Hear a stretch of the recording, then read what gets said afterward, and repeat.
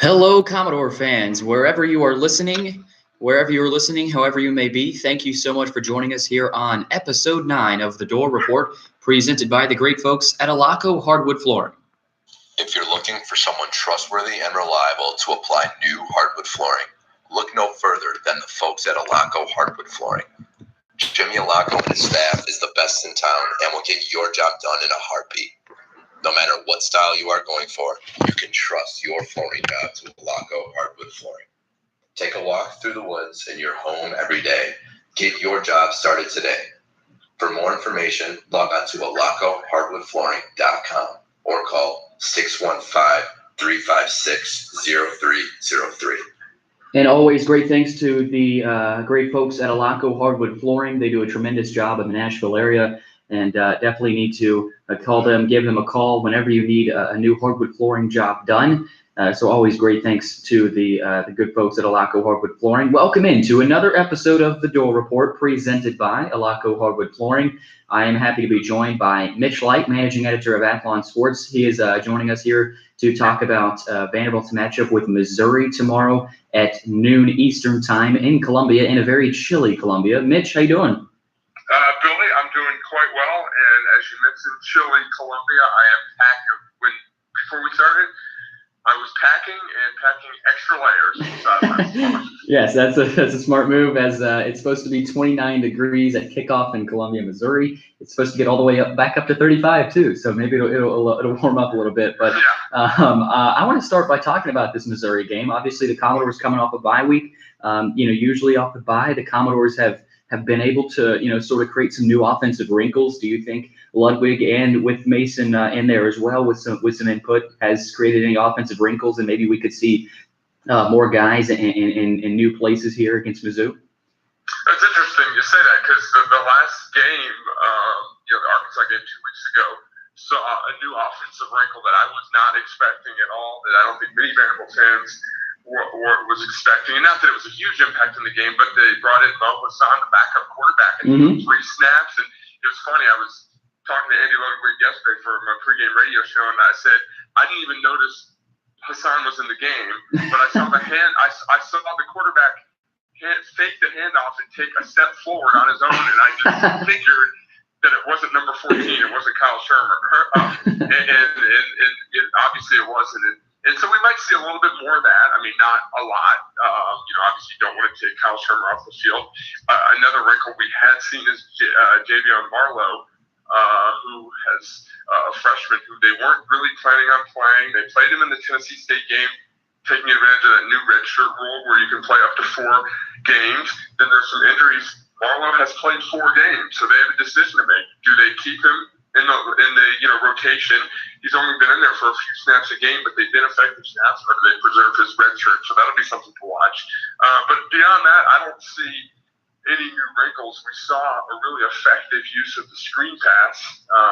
This has got to be one of the better screen pass teams in the country this year as far as efficiency. I can't remember a screen pass really not working well, and I can't remember a Vanderbilt team ever using it so effectively as they did against Arkansas. But Missouri will be a more difficult test. They're a better defense than Arkansas, but there's no doubt this team has to have confidence offensively coming off that Arkansas performance. Managing editor from Athlon Sports, Mitch Light, is our guest here on the Dore Report. And obviously, speaking of offensive wrinkles, I don't think Missouri needs any, because they just beat the number 11 team in the country, the Florida Gators, 38-17 last week. Coach Mason said it himself. He said he thinks this Mizzou football team is a hot football team, as talented a football team as there is out there. And Mason, whenever he's previewing the game every week, he's speaking from the heart. And Missouri's, they're a good team. They should have beat Kentucky. And, they just showed they can go on the road and beat a really good Florida team. So it's going to be a tough matchup for Vanderbilt. If you're Vanderbilt, what are you looking for in terms of game planning against this Missouri team? Because they're good on both sides of the ball for once. Yeah, to address your first part, though, I think they have the attention of the Vanderbilt coaches. Talking to a couple, they think it's one of the more talented teams in the SEC East. They were 0-4 in the league prior to last week, but a misleading 0-4. Losing to Alabama and Georgia, playing relatively well against Georgia, really outplayed South Carolina and Columbia. South Carolina lost that game. It was a weird game with the weather delays, and then they outplayed Kentucky for about, 55 minutes, and then they lost that game. So, and then showed what they could do against Florida. one key will be whether or not Missouri's fine tight end Albert, and I've been practicing this for the broadcast of Craig Bunam. I was just going to call him Albert O, but I said, you know what? I'm a college graduate. I can figure out how to pronounce this guy's name. So Craig Bunam, who I think has probably, you have to look at the stats, but last year against Vanderbilt was maybe one of his coming out parts. He was uncoverable. In fact, this game will feature two of the better pass catching tight ends in the country. So he got hurt last week, and if he cannot play, that's you never wish injuries on anyone, but that's no doubt a help to the Vanderbilt defense. The thing that makes Missouri so difficult is everyone talks about Drew Lock in the passing game, but I think it's the running game that really makes them go. They've got two good running backs, Demario Crockett and Larry Roundtree. They do a good job with their schemes running, and then it just opens up the passing side. This Vanderbilt defense has not been great this year against the run. They struggled early against Arkansas, rallied to make some stops, and made enough stops to win that game. But, this team is small. Vanderbilt has a small defense compared to a lot of the teams that are playing. So the key is cannot get pushed around. And the problem with Vanderbilt on third, they're the worst third down defense by percentage in the SEC. It's because they're giving up too many third and shorts. And, football's a pretty easy game when it's 3rd and 2, 3rd and 3. The offense is going to convert a lot. So I think that'll be a key, is kind of slowing down the run early in downs. And then offensively, obviously you got to protect Kyle Shermer, which the Vanderbilt's done pretty well this year. And, this will be the second game where we've seen a full Keyshawn Vaughn. They talking to Andy Ludwig, starting with the Florida game, the plan was to feed him 20, 25 times a game. And they were off to the good start against Florida. Then obviously he got hurt. We saw it against Arkansas. I'm really interested to see what Keyshawn Vaughn can do against one of the better run defenses in the SEC. So I think that's going to be, a storyline to watch. If Keyshawn Vaughn can rush for 100 yards, I think that means Vanderbilt's doing some good things. And coming into this season, Mitch, myself, along with I think a lot of other Vanderbilt fans, expected big things from Zaire Jones. But earlier this week in a press conference, Mason said the redshirt sophomore defensive back is indefinitely suspended for a violation of student conduct policy and will miss the rest of the season. And obviously, that's unfortunate news for Commodore fans. He'll be back next season. I think I heard in January. But obviously, what kind of impact do you think this will have in the last 3 games of the season? He really didn't play, a tremendous role this year due to off-field issues. But in terms of the end of the season, how much do you think that could impact the defense? Not much, to tell you the truth. It's been kind of a lost year for Zaire. Obviously, the suspension early, and then he came back and was playing a lot, but he hasn't played much lately. And I don't think I haven't really confirmed this with the coaches, but just paying attention to the rotation, it's got nothing to do with discipline. They worked him back from his early season suspension slowly, but then mid-season, I think he just got beat out by Frank Coppett, and Tay Daly's been playing a lot, even the freshman Max Worship, number 14, you'll see him out there. So I don't know what the deal was, because I do know going into the season that they had high hopes for him. With some losses in the secondary, they're expecting him to be kind of a rock back there, along with Ladarius Wiley, one of the better players. For whatever reason, it hasn't worked out. But, so to specifically answer your question, other than some depth, I don't think losing Zaire Jones will really impact his team down the stretch.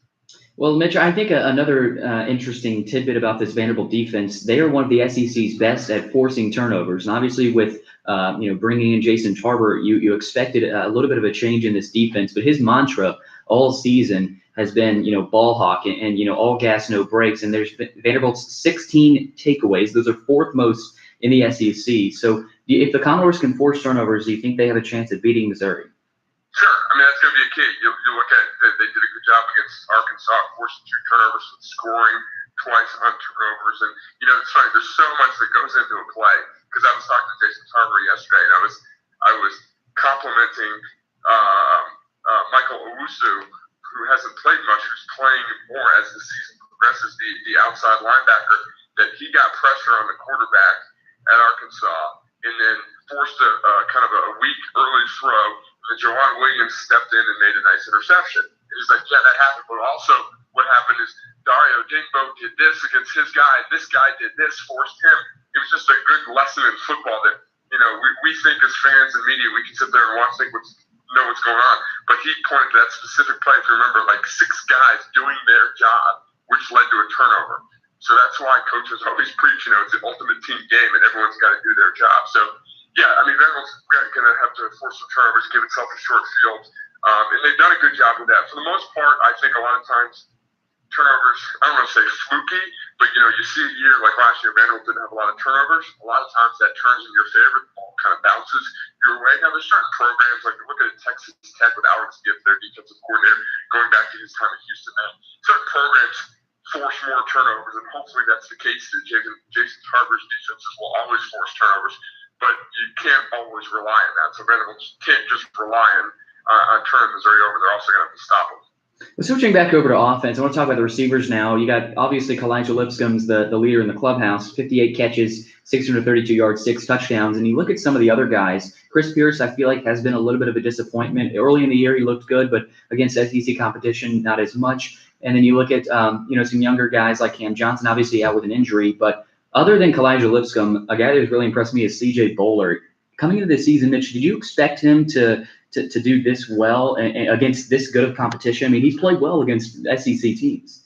Yeah, short answer, no. I mean, we heard some buzz during the spring that, he was an early enrollee, so we heard some buzz that he was playing well. And, I do talk to Andy Ludwig every week, and Coach Ludwig's not the most, he's not always the most effusive with his praise of guys, but you mentioned C.J. Bowler whenever I do. He just lights up. He really thinks he's a good player. And obviously he's done a good job, made a huge catch against Arkansas to keep a drive going on third down. He's a really smart player, very diligent, runs good routes. So I'm with you. I mean, you can really tell a guy has ability when they do it in any position, but I think specifically the receiver position when they can do it against good teams, good corners. And that's kind of when you knew Kalijah Lipscomb was going to be a good player. Middle of his freshman year against teams like Florida, he was still getting open and being productive. We're seeing that with C.J. Bowler. Probably took advantage of Cam Johnson's injury. I think CJ would still be part of the rotation because he played some, but he's really stepped into that role because Cam Johnson was kind of moved into the starting lineup. So, if they're all productive, you'd like more bodies at that position, but with Lipscomb, Bowler, and if they're getting the tight end Pinckney involved, that's 3 really good weapons for this offense right now. Certainly, Mitch, now it's prediction time. I've got Missouri edging out Vanderbilt in a shootout. I think there's going to be a lot of points scored in this one. Both offenses with their running backs and weapons at their quarterback's disposal. I think it's going to be a high-scoring game. What about you, Mitch? What's your call on this one in Columbia? Yeah, I think it's going to be a tough one for Vanderbilt. I think this Missouri team is, like we said, is really good and better than its record.